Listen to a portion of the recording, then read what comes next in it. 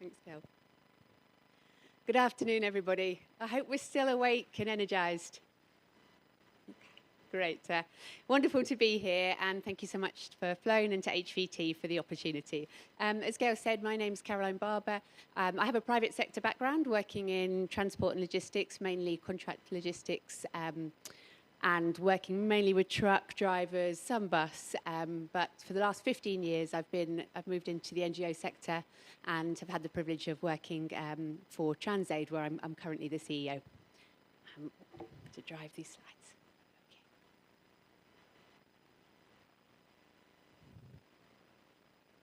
Is there any trick to it? It's just... Oh, here we go. Thank you.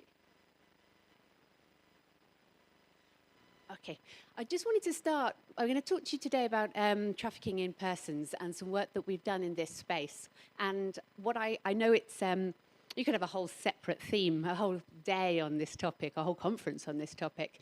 In fact, I think there's something going on with trafficking in air just next door.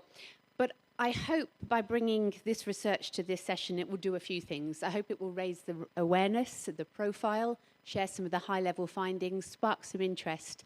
And it's also my sincere hope that as we champion the uptake of some of these recommendations, we can work with some partners in this room to bring about some further change. I want to start with a definition, because we've heard in the last couple of days that when we talk about issues of sexual harassment, for example, there can be huge variation and understanding in the definition. We found this as well in our research. We might have somebody describe a situation and then say, oh, but that's not really trafficking, that's doing my uncle a favour. So let's start with what is this definition. So trafficking in persons, this is according to the UN, involves the recruitment, transportation, transfer, harbouring, or receipt of individuals for exploitation using threats, force, deception, fraud, or abuse of power over vulnerable road users.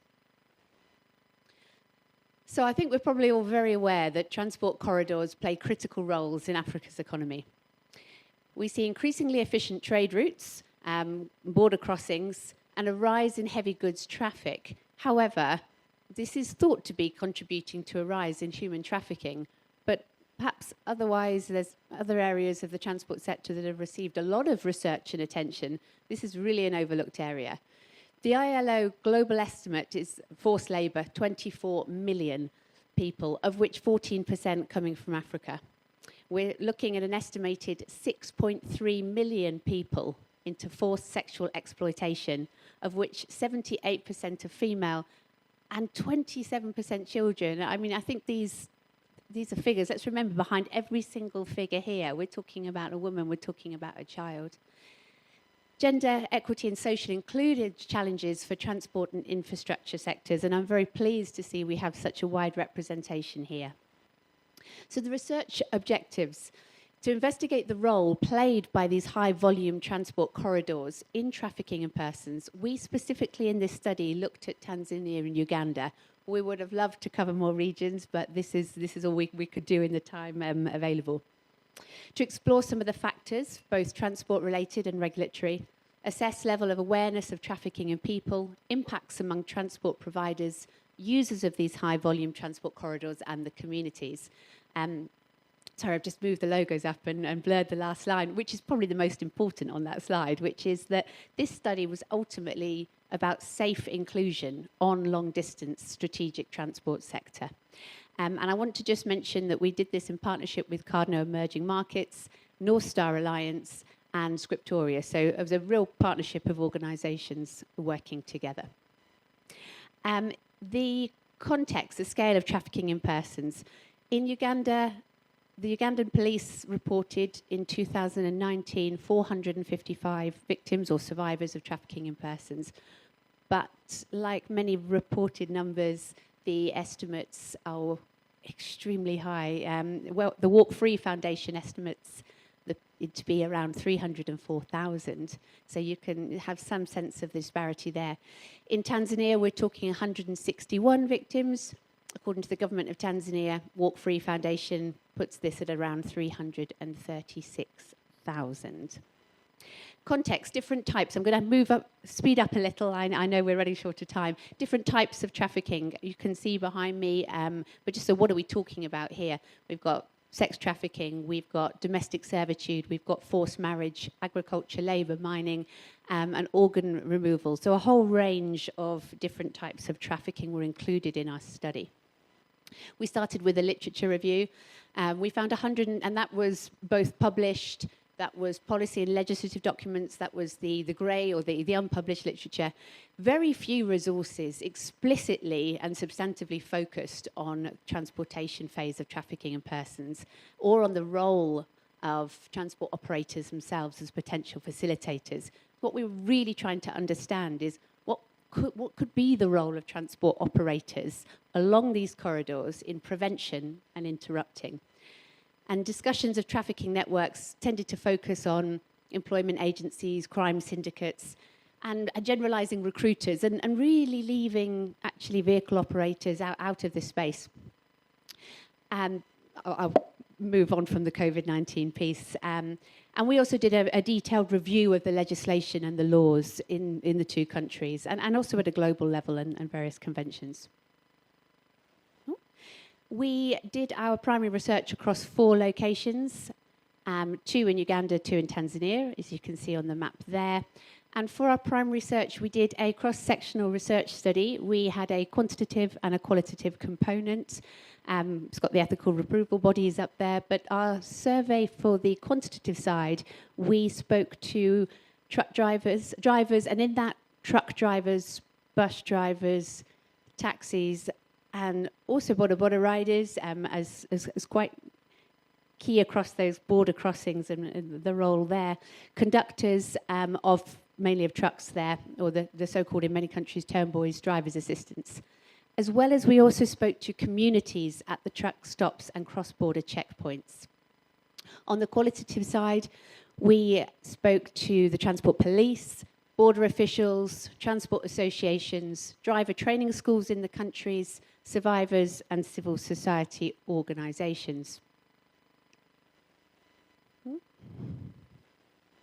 So a few headline findings, and I'm sure we'll be sharing the presentations, and there's a link at the end to the research. So I really do encourage people, if you're interested, to take a look, and really happy to discuss them more.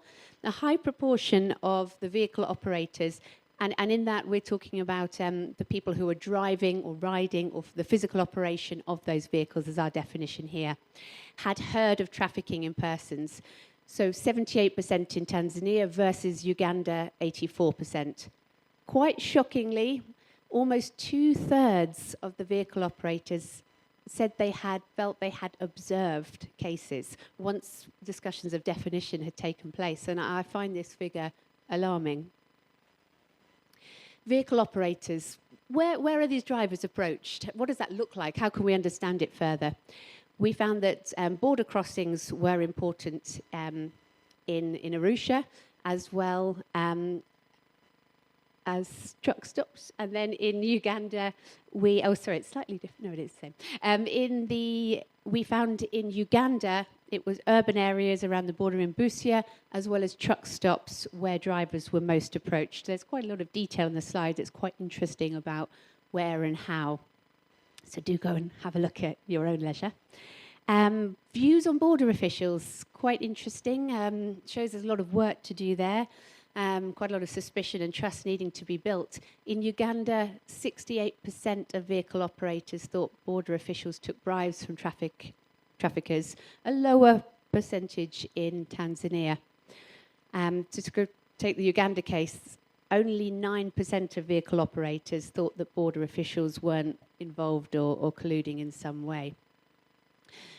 Very few vehicle operators had actually received any training or information on trafficking in people. They said their companies had not provided them with information. They often weren't aware of the issues. There was some possible evidence of some anti-trafficking in persons awareness raising in Malaba in Uganda. And where we did find in the research some pockets of small pockets of activity going on, they were really appreciated, held in high regard, and valued. What can vehicle operators, as well as vehicle operators themselves, but also mainly their employers, do there's a strong call for training and more information. You've got the figures there. There was also requests for better supervision and perhaps unsurprisingly as well, better pay, as often people were seeing this as a way to add on to their earnings. Okay, driver training schools and the role they can play. Tanzania, they advised little time given to trafficking in people. There was little time given to trafficking in people by associations or training schools. Not really the expectation requirements, not really widely discussed. But in Tanzania, we did find the transport associations were open and agreeable to getting involved in these activities or interrupting these activities. In Uganda, limited time dedicated to trafficking people in driver training schools. It's not a part of the East Africa Community standardised curriculum or regulations. And however, we did see a bit more union activity and engagement, which was positive to see. Implications for policy and practice. I'm looking to see if my 1 minute slide is up, but hopefully I've got 2 or 3 minutes longer. Trafficking in persons is not routinely conceptualised as a potential negative externality of transport corridor development. What we saw that an appeal to the planners, the engineers, and people thinking about the cross-border work in the room to be thinking about some of these issues that are clearly and naturally going to increase as we invest more in cross-border work, but also in improved border crossing processes without thinking about these implications. Opportunities are missed, budgets are not allocated, and yet we heard at the beginning of the presentation the magnitude and the scale of this issue. Low levels of awareness of trafficking in people at the community level, especially in Tanzania, and particularly among women, and that really increases their vulnerability to actually being trafficked. So another clear finding from the research is that more awareness needs to be built, public information campaigns are needed. Vehicle operators lack information on risks and also repercussions. We talked to them about the consequences, and few had been trained, although high interest actually in being, and real enthusiasm for being able to play a positive role in interrupting this incredibly harmful progress. So there is a really strong opportunity here. And the report showed as well that support for operators, training and associations would be highly recommended. Increase in training, supervision and resourcing of border control officials and the traffic police clearly came out strongly as well. And just different strategies as well to reach those.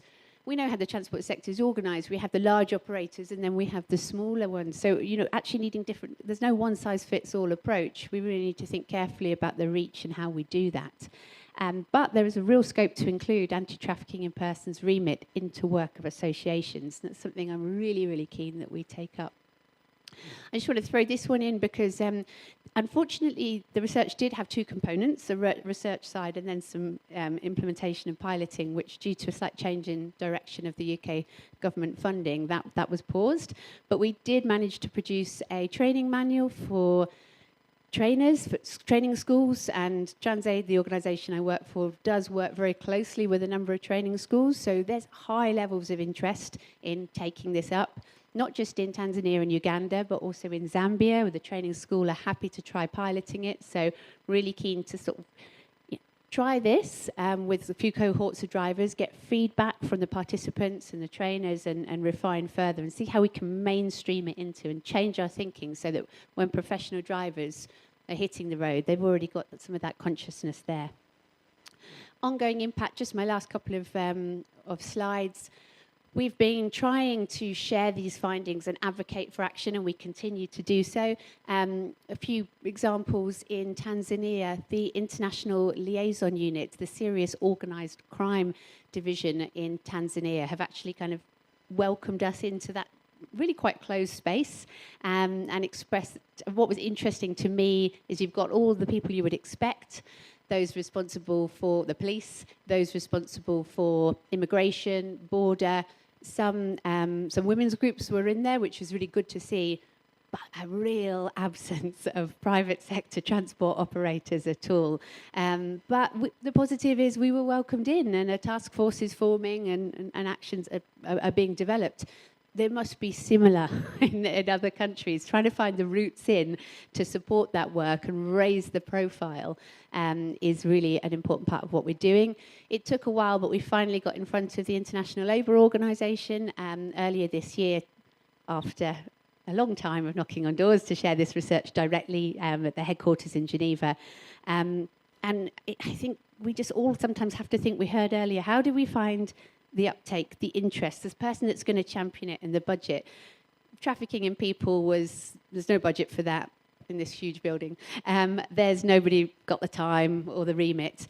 But then there was a pause, and we are doing some work on women in transport in sub-Saharan Africa, so maybe if you can look into it that way. So just grab every single opportunity you've got to make a difference and try and hook any of these research findings, I think, into implementation. However, on the face of it, illogical it might look, because a champion in some of these buildings and institutions can go a long way. There are, of course, some future research opportunities. Personally, I don't love to finish a research presentation by talking about the need for more research, but in this case, I do think, because we looked at particularly commercial freight and truck drivers predominantly, there's still a lot that we don't know about the bus and coach drivers, that side of things, and also different types of businesses. This work showed, which we know, but it really did show that different strategies are needed, and some clear thought about that is also going to be required, and how to reach the formal and informal sector. So that's me. I hope I kept to time. Thank you so much for your time and engagement.